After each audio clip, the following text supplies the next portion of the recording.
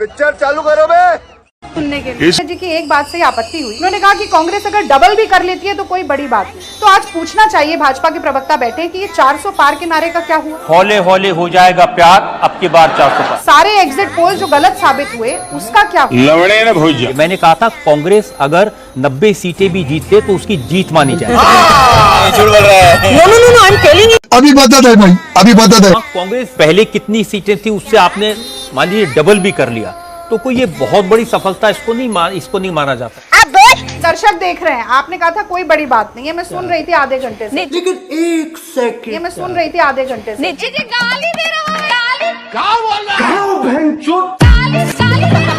देखिए ये है इनका चरित्र, राष्ट्रीय चरित्र। शर्म है कुछ नहीं।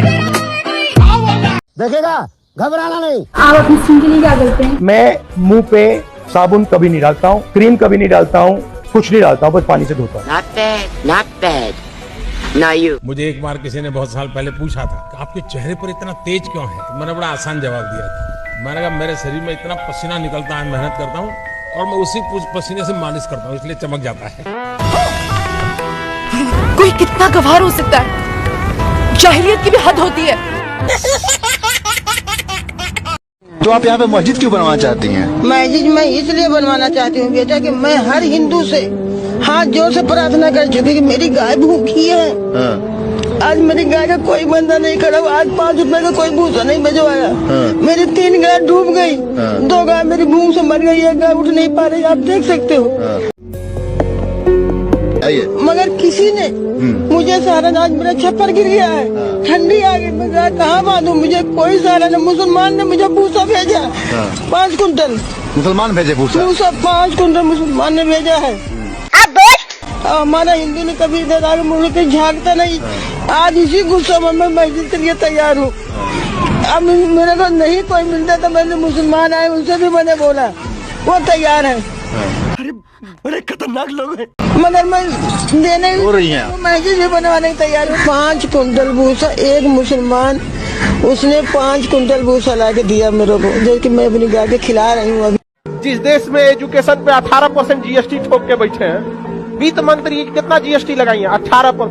सेकेंड हाईएस्ट टैक्स लगा है education, second highest tax education. अब मोदी जी कहते हैं घर घर शिक्षा की ज्योति जलेगी। हाँ, मसाल जलेगा।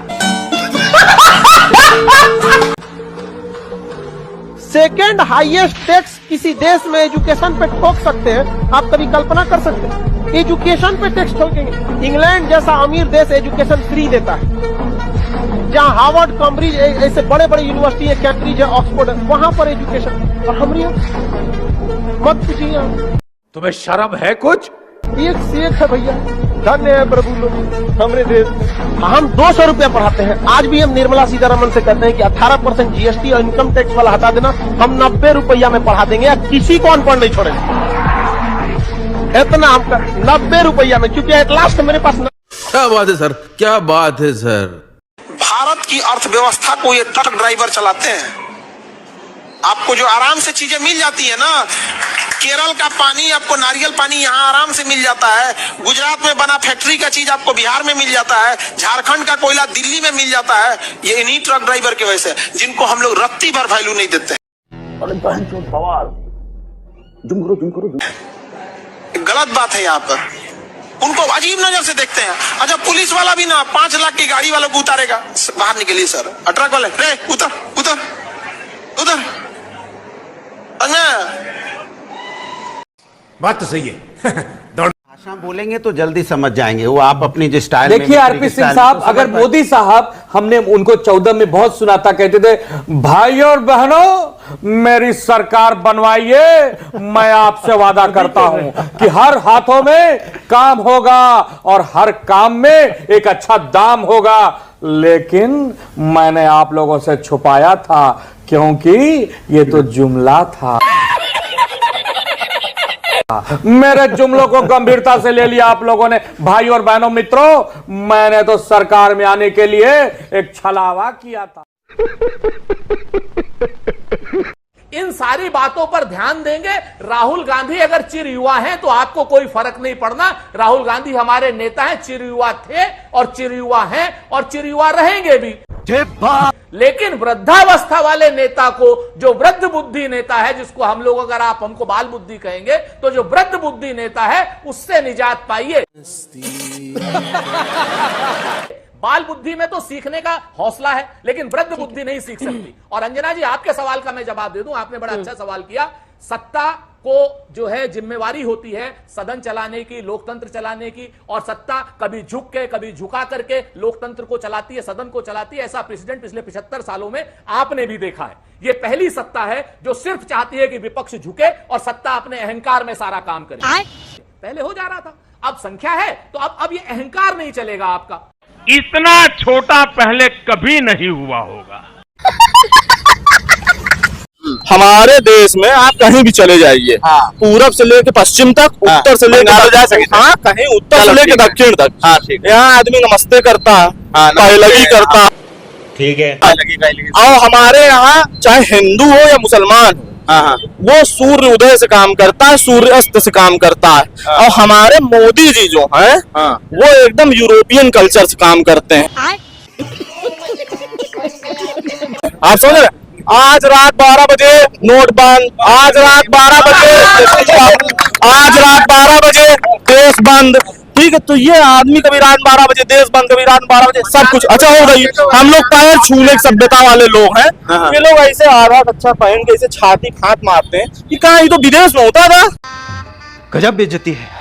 छाती राम को लाए हैं, तो राम को जो कौन लाएगा? तुम लोग फिर वही बात, जो राम को लाए। अरे राम को ये साले नारंगी झंडी बांध के लिए आए हैं।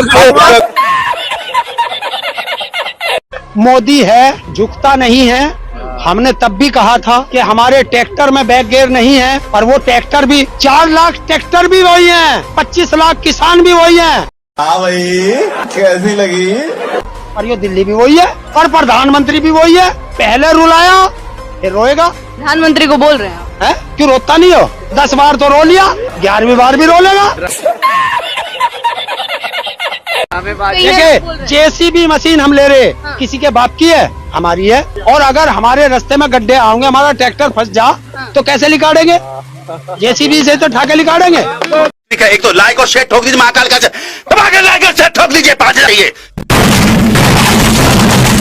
जो आंसू गैस के गोले हैं, उनसे कैसे बचा जाएगा? जो जेसीबी है, इतनी बड़ी बड़ी जो मशीनें दिखाई दे रही हैं शंभू बोर्ड, तो एक भी नहीं रहेगी। जो दीवारें हैं वो आपको नहीं दिखाई दे रही, क्यों लगाई दीवारें? कोई पाकिस्तान का बॉर्डर है या चीन का बॉर्डर है? आप अगर चीन के बॉर्डर पे लगाते तो चीन की फोर्स अंदर ना घुसती, आप पाकिस्तान के बॉर्डर पे लगाते तो आतंकवादी देश में ना आते। वहाँ तो आप लगाएंगे नहीं, क्योंकि उनसे तो आपकी रिश्तेदारी है।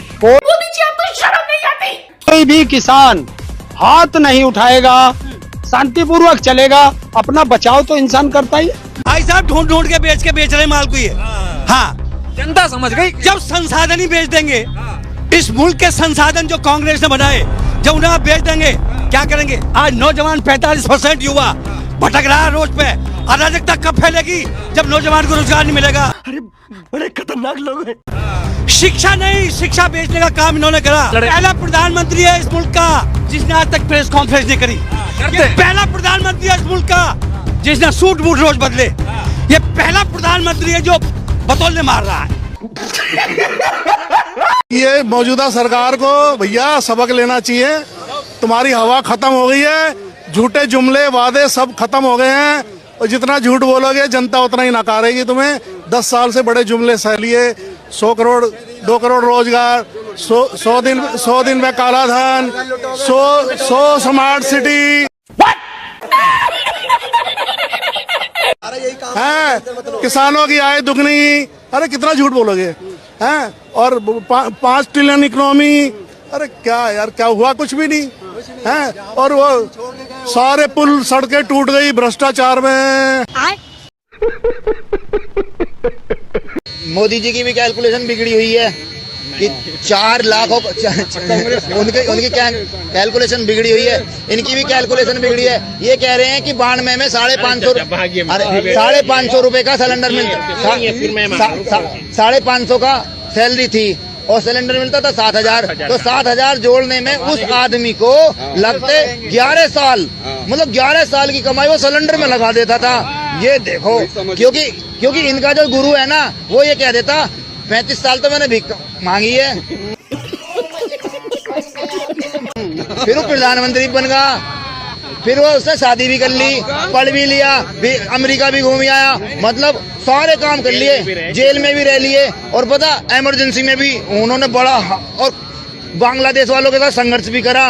मतलब कैलकुलेशन तो बिंदास है इनकी, गुरु की भी और चेलों की भी। आज भारत के लोगों को लगता है कि नाथूराम गोडसे बहुत अच्छा किया। अरे भैया, गोडसे आप में इतना ही खून में गर्मी थी, जिन्ना को क्यों नहीं मार दिए? मार देते। आजादी की लड़ाई में इतने अंग्रेज थे, एगो को तमाचा तो मारे रहते यार। ये खुद तमाचा तो मारे रहते। 80 साल के बूढ़ा को 2 गोली मार दिए। हम लोग 80 साल के बूढ़ा आदमी को धक्का नहीं मारेंगे। उस इंसान को चला नहीं जाता था तो कंधा पे हाथ रख के चलता था। अमूमन आदमी की हाइट क्या रहती है? ज्यादा रहती है, कंधा पे हाथ रखना थोड़ा मुश्किल रहता है। तो आभा, मनु, ऐसे जो आश्रम की महिलाएं थी, तो उसको लालछन लगा दिया चरित्र पे। देख रहे हो, महिला के हाथ पे रख के चल। अरे यार, बूढ़ा आदमी है 80 साल का, आप क्या चाहते हो उसके साथ? बेशर्मो, शर्म करो शर्म। वो बूढ़ा आदमी को हाथ पर काम करेगा 80 साल के उम्र में। 6 महीना बचल था 80 साल में, मार दिया वहां पे गोली।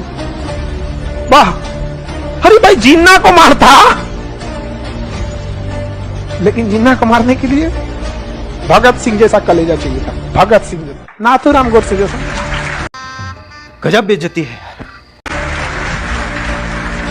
80 साल के बूढ़ा को मार के अगर कोई आदमी अपने को बहादुर कर रहा है तो धन्य है वो।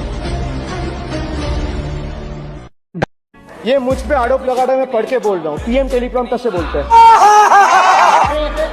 सर, प्राइम मिनिस्टर टेलीप्रॉम्प्टर से बोलते हैं। बेटा तो मैं पढ़ के ही बोलूंगा सर। जली ना, तेरी भी जली ना।